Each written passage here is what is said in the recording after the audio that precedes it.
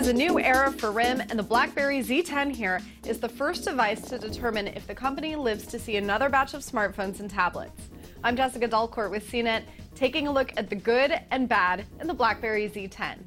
Now, the Z10 is a beautiful looking device, but it's also a very familiar looking one that would be hard to distinguish from a black iPhone 5 if it weren't for those BlackBerry logos on the front and on the back.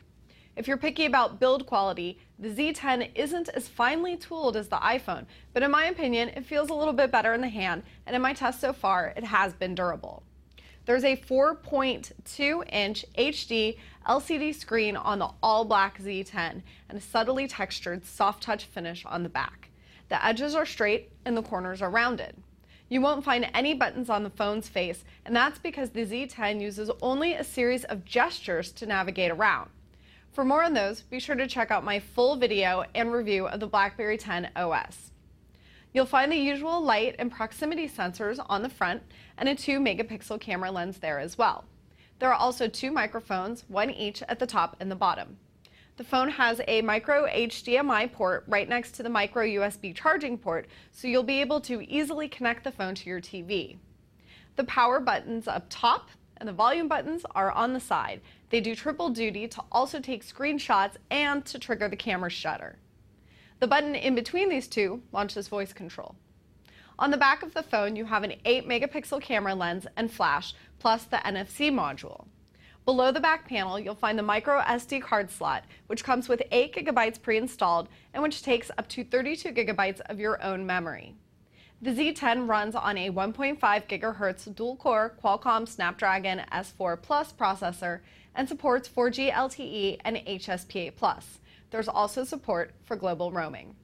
Now that we've got all the important specs out of the way, let's talk about what you really want to know: how well this phone works and if you should switch.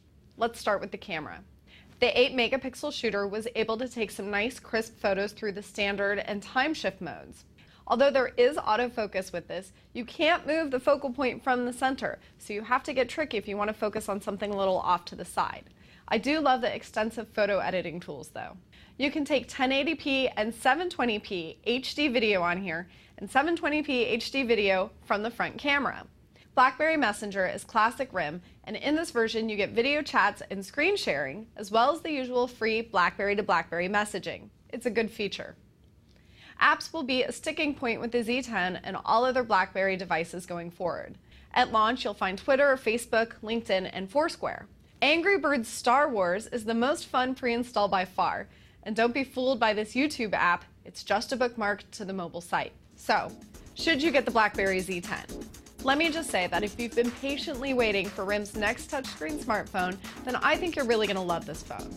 It's got a grown-up look and feel, and it keeps all the security and business features, the smart keyboard tricks, and BlackBerry Messenger app that RIM is really known for.